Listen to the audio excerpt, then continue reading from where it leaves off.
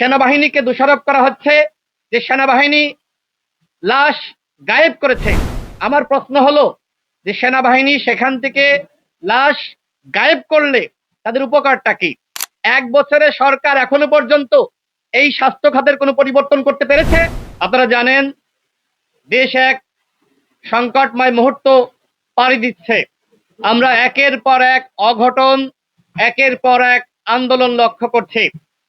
সরকার তার এই 1 বছরেও এখনো পর্যন্ত দেশের এই অরাজকতা, অস্থিতিশীলতা এটা বন্ধ করতে পারে নাই। আমরা আমাদের দলের পক্ষ থেকে শুরু থেকে বলে আসছি, জাতীয় সরকার গঠন করতে হবে। যারা গণ অভ্যুত্থানে ভূমিকা রেখেছে তাদের সবার অংশগ্রহণের মাধ্যমে একটি জাতীয় সরকার গঠন করতে হবে। কিন্তু সরকার সেই পথে না হেঁটে একটি একপাক্ষিক সরকার গঠন করেছে। আমরা আমাদের দলের পক্ষ থেকে বারবার বলছি, এই ধরনের সরকার কোনোভাবেই রাষ্ট্র সংস্কার, গণহত্যার বিচার এবং অবাধ সুষ্ঠু নিরপেক্ষ নির্বাচন জাতিকে উপহার দিতে পারবে না।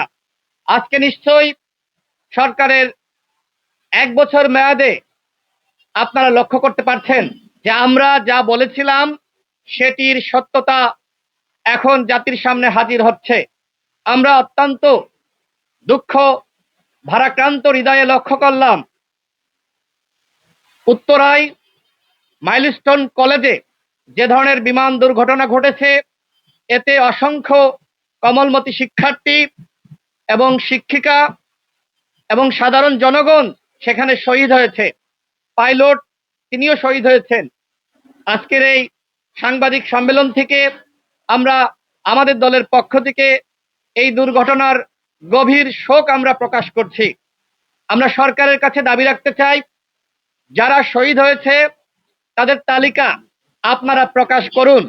ইতিমধ্যে আমরা লক্ষ্য করছি সামাজিক যোগাযোগ মাধ্যমে নানান ধরনের ভ্রান্তি, রাজনৈতিক দলের পক্ষ থেকেও বারবার বলা হয়েছে যে আপনারা একটি স্পষ্ট তথ্য দেওয়ার মাধ্যমে এই গুজব বা ভ্রান্তি এইটি আপনারা দূর করুন।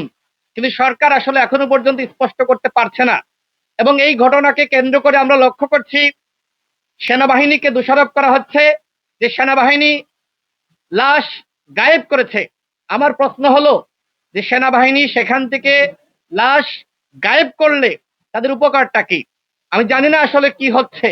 বিভিন্ন সময় আমরা লক্ষ্য করছি যখন সাধারণ মানুষ বা সাধারণ শিক্ষার্থীরা আন্দোলন করছে, সেই আন্দোলনের মধ্যে আপনার ছাত্রলীগ, যুবলীগ ঢুকে যাচ্ছে। তার মানে কি? তার মানে শেখ হাসিনা পালিয়ে গেছে।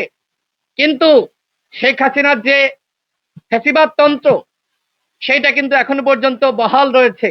যে কারণে কোটা সংস্কার আন্দোলন 2024 যখন শুরু হয়, যখন হাসিনা হত্যা শুরু করে, এরপরে যখন গণ অভ্যুত্থানের ঘোষণা আসে, সেই সময় কিন্তু স্পষ্টভাবে ঘোষণা এসেছিল সরকার এবং শাসন ব্যবস্থার পরিবর্তন।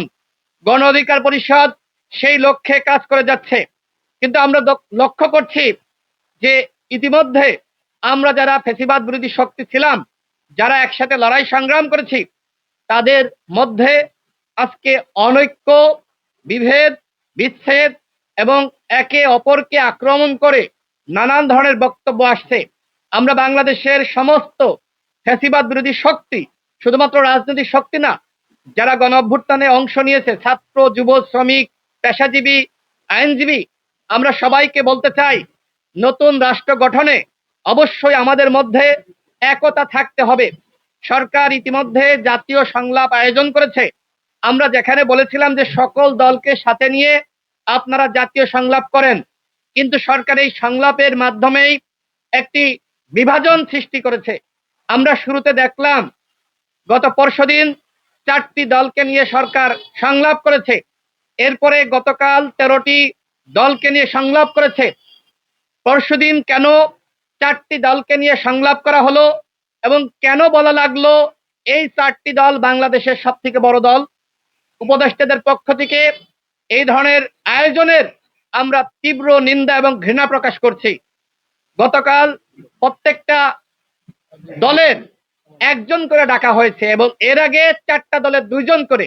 এই যে বৈষম্যের বিরুদ্ধে আমাদের যে লড়াই, আমরা লক্ষ্য করছি যে সরকার একতার নামে দলগুলোকে ডেকে নিয়ে তাদেরকে অপদস্থ করছে, বৈষম্য আরো বেড়েছে। এই সরকার পরিকল্পিতভাবে এইগুলো করছে, নাকি সরকারের অযোগ্যতা অদক্ষতার কারণেই এইগুলো ঘটছে কিনা সেটি আমরা জানতে চাই। গতকাল আমাদের মাননীয় সভাপতি জননেতা নুরুল হক নূর বলেছেন, যে দলের এখনো পর্যন্ত নিবন্ধন নাই, নির্বাচন কমিশনের পক্ষ থেকে বলা হয়েছে যে তারা সমস্ত ক্রাইটেরিয়া ফিল আপ করতে পারে নাই, সেই দলটিকে আজকে ডেকে নিয়ে বলা হচ্ছে সব থেকে বড় দল। বাংলাদেশে যদি 2018 সালের কোটা সংস্কার আন্দোলন না হতো, তাহলে কি বাংলাদেশে গণ অভ্যুত্থান হতো? গণ অভ্যুত্থানের সময় আপনি দেখেছেন আমাদের সভাপতি অ্যারেস্ট হয়েছে। তিনি ওই সময় ঘোষণা দিয়েছিলেন সরকারের 90% পতন হয়ে গেছে, আর বাকি 10%। আবু হানিফ অ্যারেস্ট হয়েছিল। কিন্তু সরকার আজকে যারা গণ অভ্যুত্থানের শক্তি, তাদের মধ্যে সাম্য বজায় রাখতে পারছে না, বরং বৈষম্য সৃষ্টি করছে। আমরা সরকারকে বলবো, এরপরে যদি কোনো সংলাপে এই ধরনের আপনারা বৈষম্য সৃষ্টি করেন, গণ অধিকার পরিষদ সেই সংলাপ বয়কট করবে। আমরা শুরু থেকে দেখবেন এই সরকারকে আমরা সহযোগিতা করে যাচ্ছি, কিন্তু সরকার আমাদের এই সহযোগিতাকে দুর্বলতা মনে করছে। প্রিয় সাংবাদিক ভাইয়েরা, আপনারা লক্ষ্য করেছেন যে এখনো পর্যন্ত এই সরকার স্বাস্থ্য খাত এবং চিকিৎসা খাতের কোনো পরিবর্তন করতে পারে নাই।